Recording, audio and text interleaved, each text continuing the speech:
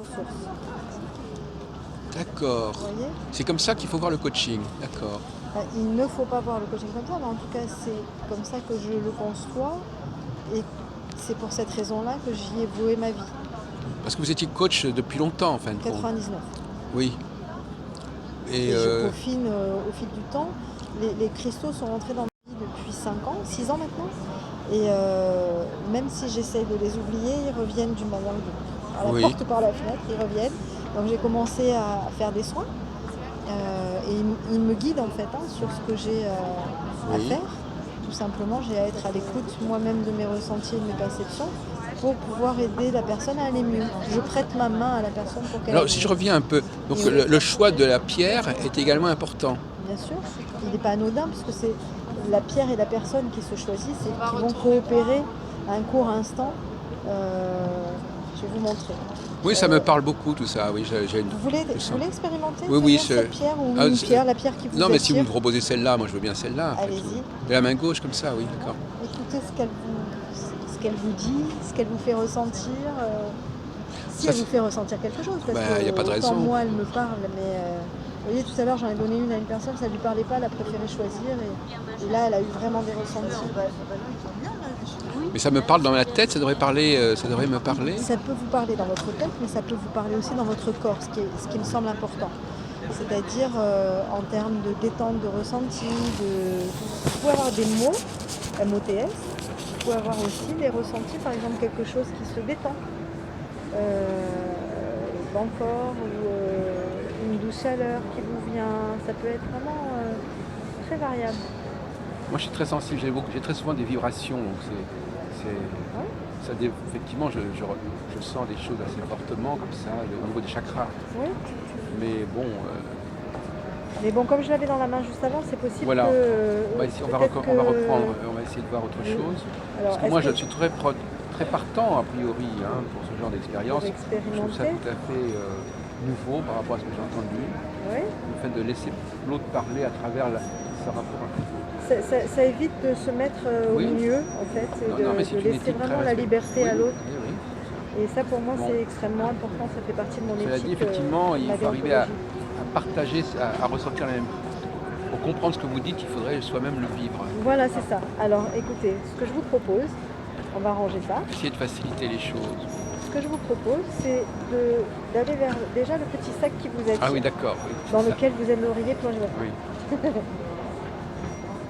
Et ensuite, selon le sac qui vous... Voilà, vous l'ouvrez et vous ne regardez pas. Non, non. Simplement, vous vous laissez choisir par la pierre qui vient. Ah, c'est la pierre qui me choisit. C'est la pierre. En tout cas, c'est ma croyance. Merci beaucoup. Au revoir, merci pour le pépin. Je vous en prie. Au revoir, bonne fin de salon. Voilà, voilà ce qu'elle fait, cette pierre qui m'a choisi. Elle est jolie. Alors, je vous invite à la prendre dans votre main et à écouter ce qu'elle a à vous dire. En termes de ressenti, en termes de mots peut-être, vraiment soyez le plus ouvert possible. Laissez-vous guider par la pierre.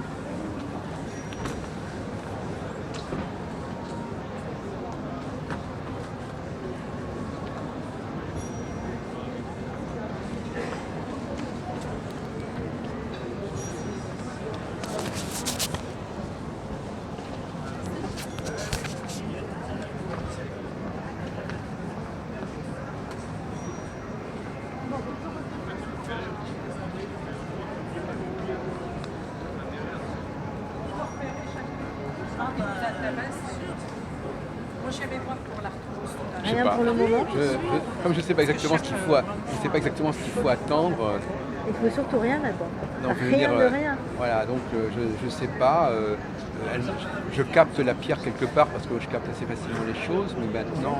Est-ce qu'elle vibre dans votre main? Oui, mais moi je suis pas un bon exemple parce que moi je vibre assez facilement. Donc, Vous êtes un bon exemple. Comment? Vous êtes forcément un bon exemple. Oui, mais en même temps, il n'y a pas un facteur de surprise parce que de toute façon, je peux vibrer assez facilement. Oui, mais vous voyez tout à l'heure, la citrine, elle ne vous disait rien, elle disait moins en tout cas. Alors, ce que je vous propose, c'est de regarder le petit message céleste. Voilà. De regarder ensemble. Voilà. Ça, c'est tiré d'un livre de Doreen Virtue, donc qui vous dit que donc c'est une aigue marine. Que vous avez ça s'appelle une aigue marine, d'accord, c'est important. D'accord. Elle Elle est en lien avec les archanges Ariel et Raguel. Ses propriétés, ça a pour effet d'équilibrer les corps émotionnels, mentaux et physiques, en plus d'aider à prendre conscience des vérités universelles et à les intégrer. Son message: je me joins à vous pour nettoyer l'environnement avec dévouement et ferveur, car nous avons tous pris l'engagement de garder les eaux de la vie claires et propres. Purifiez votre aura grâce à mon aide, tout en synchronisant vos corps physiques, émotionnels, mentaux et éthériques. Je vous aide à faire bonne contenance, car j'améliore votre humeur et vos dispositions en vous faisant penser à des fêtes en train de s'amuser. Portez-moi à proximité du cœur afin de sentir la puissance de la mer MER, et de visualiser les dauphins qui dansent avec un plaisir innocent et enfantin. Oubliez vos inquiétudes dans mon océan de vert et de bleu. Abandonnez vos peurs et votre anxiété entre les mains de la déesse de la mer et remplacez vos vieilles croyances par une connaissance et une confiance bienheureuse. Oui, moi je parle beaucoup de la propreté, de la pureté. Je suis très marqué par ces problématiques, le nettoyage, tout ça. Ça me parle beaucoup. Donc c'est normal que j'ai été vers ce genre de pierre. Absolument. En plus, là, on est sur le chakra de la gorge et vous êtes un communicant. Oui. Et donc cette pierre, elle vous invite à aligner vos différents corps et elle vous soutient dans toutes vos actions avec l'environnement. Enfin, de toute façon, je pense que vous dites comme ça, c'est pas uniquement par rapport à moi, mais effectivement, c'est comme ça que vous travaillez. Absolument. Et c'est à ça que vous arrivez. Oui. Les personnes vont... et vous-même, vous captez aussi des choses ou c'est... Oui, vous captez aussi des choses, probablement. Bien sûr. Oui. En tout cas, c'est une façon... J'aime bien les gens qui innovent, qui essaient de changer un peu les règles du jeu. C'est bien. J'aime bien apporter un peu de créativité et les pierres me guident beaucoup. Je vous ai dit, elles sont entrées dans ma vie il y a 6 ans et elles m'invitent à aller dans telle ou telle direction. Oui. Et mon amie Imana, donc, qui travaille avec les crânes, j'ai des consultations avec elle régulièrement et il m'invite à travailler vraiment avec les crânes d'un point de vue thérapeutique. Avec les pierres, pardon, avec les cristaux, d'un point de vue thérapeutique. Et vous voyez, si nous continuions, là je vous inviterai à porter cette pierre sur votre chakra de la gorge, à vous relier à l'élément éther et à écouter en vous et avec cet élément ce qui vous vient, en étant vraiment sans attente. C'est difficile là en l'occurrence parce que vous êtes en même temps oui, bien sûr, en reportage. Non mais enfin on voit de quoi il s'agit finalement. On voit votre façon de faire, la méthode Maggio. C'est ça. Oui. Non mais c'est sur le papier, enfin, en tout cas c'est très séduisant. Il y avait un monsieur qui venait souvent ici, que j'ai interviewé, qui avait tout un système de pierres en rapport avec l'astrologie ou le thème de cristal, voilà, c'est ça. C'est très intéressant. Oui. C'est très intéressant. Mais ce n'est pas du tout mon propos. Non, mais je veux dire, c'est...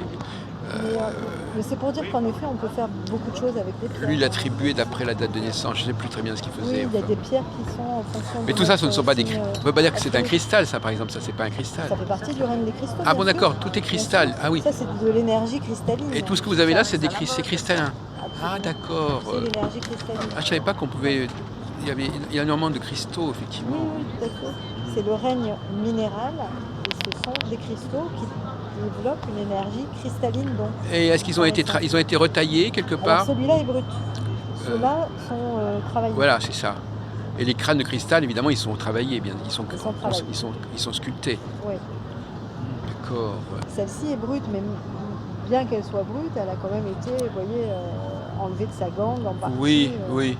Et c'est par exemple dans ce type de pierre brute que l'on va tailler des bâtons de soin. Ah oui, d'accord, oui. Donc elle a vraiment une vibration extrêmement forte parce qu'elle est dans sa gangue, elle est encore pure au maximum. Et ces vibrations et cette pureté vont influer dans un bâton tel que celui-ci pour soigner quelqu'un. Et en plus c'est en cristal de roche, ce bâton de soin, donc on va pouvoir... Alors le cristal, de toute façon, c'est lié à la pureté, de toute façon. Oui. Tout ce qui est cristal. Oui. Donc de toute façon, ça c'est clair. Tout à fait. Oui. Alors, c'est marqué Amma massage assise. Amma, c'est une technique ou c'est le nom? C'est cette chaise-là Ah oui, d'accord. une chaise qui propose en fait à la personne de vraiment prendre une posture la plus relaxante possible et on va pouvoir travailler le dos, les bras, la tête, les mains également et on va stimuler 1000 points, plus de 1000 points pendant 20 minutes. Effet. Et donc c'est une technique issue du shiatsu qui date de 5000 ans et ça s'appelle le Hamma. D'accord. Et moi j'ai innové avec les gens qui ont de gros problèmes de dos par exemple, oui. qui craignent éventuellement qu'on appuie trop fort. Je vais les masser avec des choses comme ça.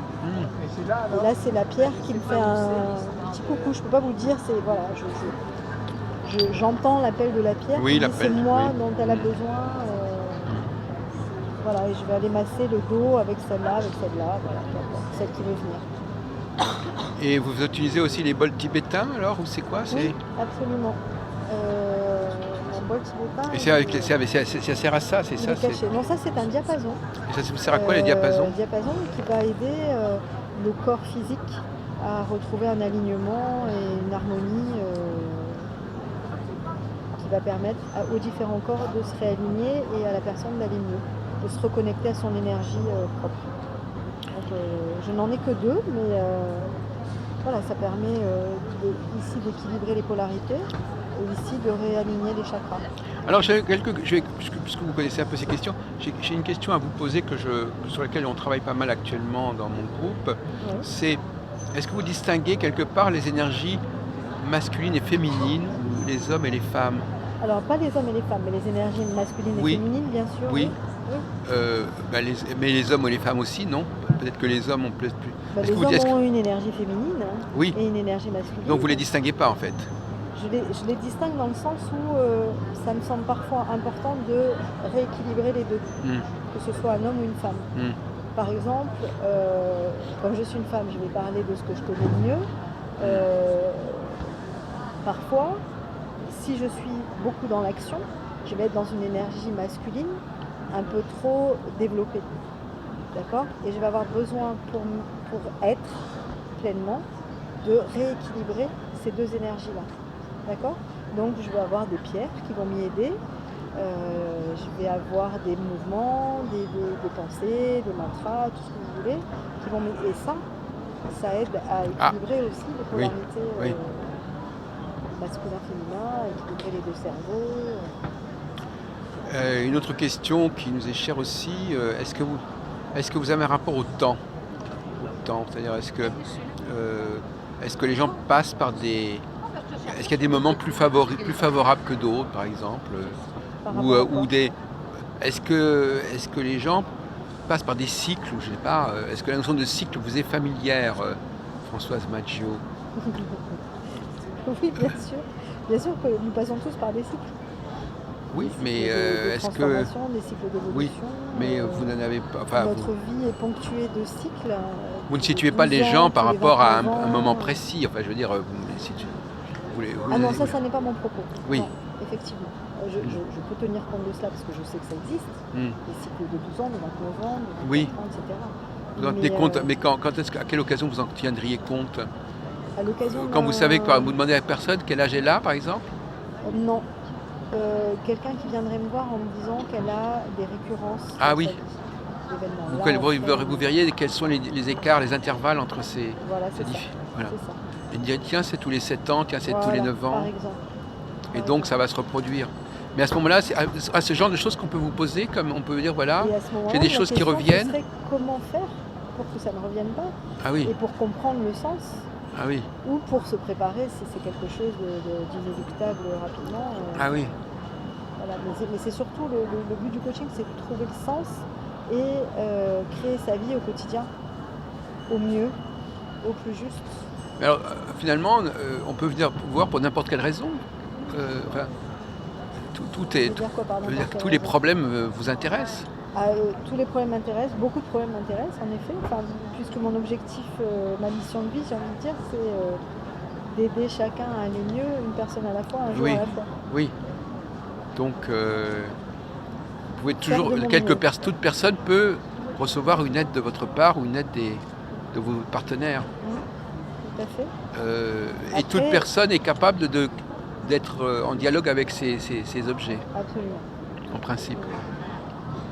À condition que ça ait du sens pour elle et qu'elle en ait envie. Et que ça matche entre nous, bien sûr. Ça, c'est quand même étonnant. C'est vrai que c'est étonnant d'imaginer quelqu'un qui, comme ça, il prend la pierre et puis il a envie. Parce qu'un médium peut le faire, ça c'est normal. Mais là, tout le monde devient médium. Mais je dirais pas ça. Enfin, on peut dire effectivement ça. Soit tout le monde devient médium parce que nous avons tous des facultés à l'être et que nous avons un peu oubliées. Soit, et là c'est plus peut-être mon propos, c'est vraiment se reconnecter à soi et à ses ressources intérieures par différents médias. Et la pierre en est un, qui est neutre et bienveillant.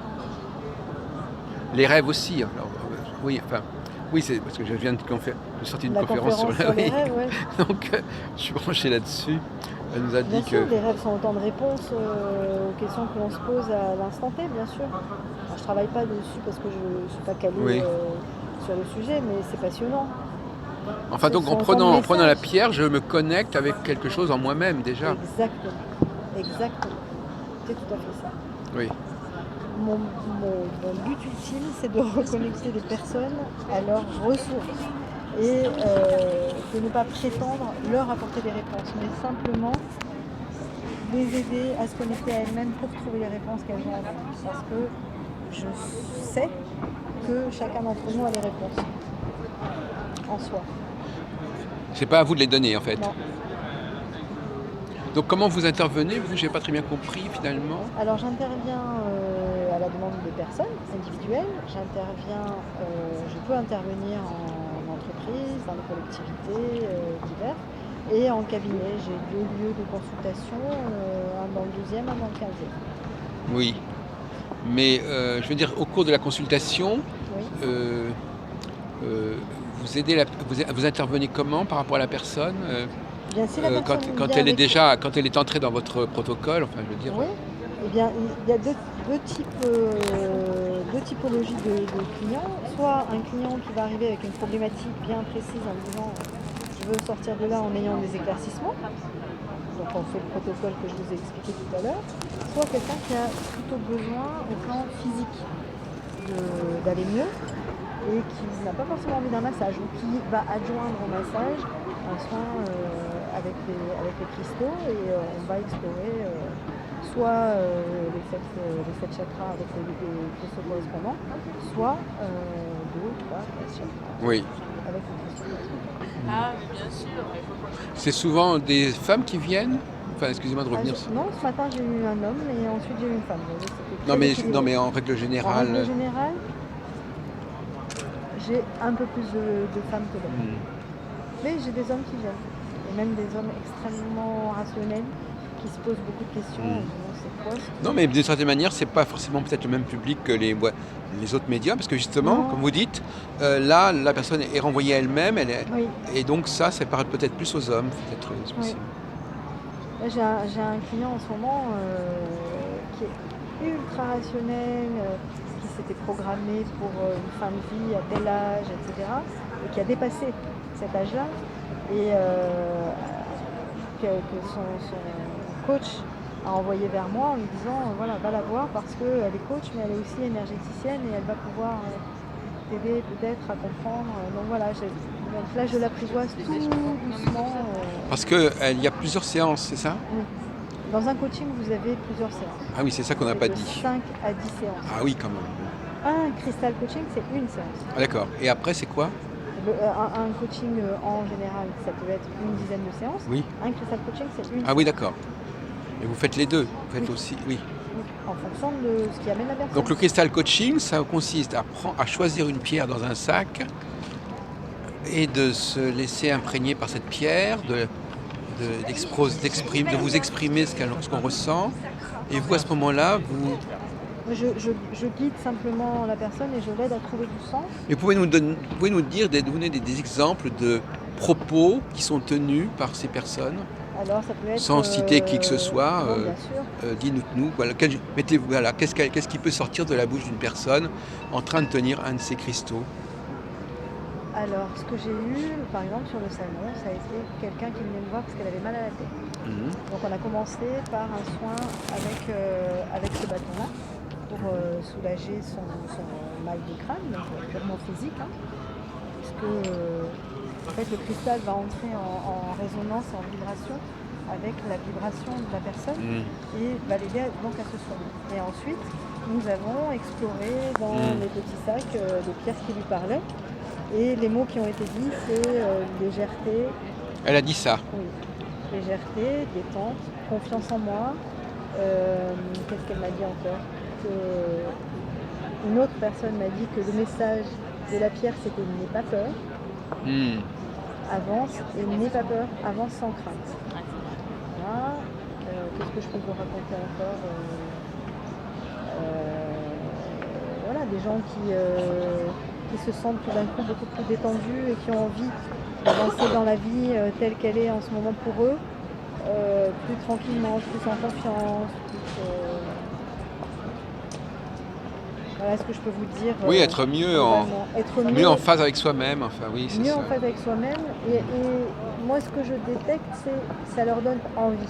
Tout d'un coup, il y a comme quelque chose qui se redresse en eux et qui font que ah bah ouais, en fait, c'est sympa la vie, j'ai envie d'y aller quoi. Vous voyez, et ça c'est réjouissant parce que. Donc ça leur donne un certain bonheur d'avoir reconnecté un petit peu tout ça. Oui. Ça leur redonne de l'énergie pour avancer dans la vie et l'envie d'y aller. En se disant bah ouais, finalement c'est sympa, c'est pas mal déjà. Et j'y vais. Alors ce que j'ai imaginé aujourd'hui, les cartes. C'est parce que les gens aiment bien les cartes. Ah oui, le nombre de gens qui élaborent des cartes, même dans ce salon, il y en a énormément. Absolument. Donc je leur fais piocher une carte d'inspiration. Et donc ça, c'est leur subconscient qui leur fait choisir la carte. Voilà, par exemple. Vous voulez essayer? Oui, je veux bien essayer. Allez. Piocher une carte. Alors je sais même, moi j'ai toujours dit, ça m'énerve de choisir des cartes parce que je me demande pourquoi cette carte-là et pas une autre. Oui. Ça me fatigue aussi. Ça tombe toujours juste. Ah oui. Alors, quelle est la carte que vous avez tirée? Je ne peux pas vous dire ce que c'est. C'est or, c'est de l'or. Rien que ça. Oui, excusez du peu. Excusez du peu, absolument. Alors, les mots-clés de cette carte sont valeur, confiance, amour-propre, argent, fortune. Donc, cette carte or est une réflexion symbolique sur votre amour-propre véritable. Au cœur de votre être, il existe une essence d'or pure, avec une capacité infinie pour créer. Ça vous parle? Oui, sûrement, oui. On vous incite à regarder au plus profond de vous, à aller au-delà de votre personnalité et à vous connecter à votre vraie nature à travers la contemplation et la méditation. Vous ressentez le besoin de manifester tous vos désirs internes. En premier lieu, vous découvrez un goût pour la richesse, la liberté financière et la confiance en soi que peut donner l'argent. Ne vous leurrez pas en pensant que l'argent est mauvais ou qu'il vous éloigne de vos idéaux spirituels. L'argent est simplement une partie de la création, tout comme nous le sommes, nous aussi. En fait, il n'est ni bon ni mauvais. C'est plutôt quelque chose que l'on doit mettre en valeur et utiliser à bon escient. C'est votre texte, ça? Ouais. Oui. Et donc là, on vous propose de vous asseoir et de méditer chaque jour en vous imaginant en train d'obtenir rapidement ce que vous désirez. Oui. Concentrez-vous sur cela chaque jour jusqu'à ce que cela se produise. Puis fixez-vous un nouvel objectif, si vous sentez qu'il est réalisable à court terme. Concentrez-vous sur ce nouvel objectif chaque jour jusqu'à ce qu'il se réalise. Ouais. Et voilà, et ainsi de suite. Oui, effectivement, moi j'ai un problème avec l'argent d'ailleurs. Cela dit, j'aime bien cette idée de l'or, mais sur un plan symbolique. Mais alors là, cette carte, elle nous dit, vous ne devez pas craindre de gagner de l'argent. Et c'est vrai que moi, c'est une motivation qui est toujours un peu problématique chez moi. Voilà, donc vous voyez, vous disiez que ça vous énervait les cartes de tirer une et pas une autre. Elle vous a bien choisi. Oui, enfin oui et non, parce qu'effectivement c'est vrai, mais en même temps c'est un peu éloigné. C'est vrai que c'est quelque chose qui c'est pas évident pour moi, mais en même temps il y a des choses au début qui me plaisent bien dans l'idée de l'or. Je me connais assez bien. Mais d'ailleurs ce message il est un petit peu ambivalent parce qu'il y a une première partie et puis une deuxième partie. Oui, la première partie. Alors la première partie, on dit une chose, et puis après, ça bascule vers autre chose, j'ai l'impression.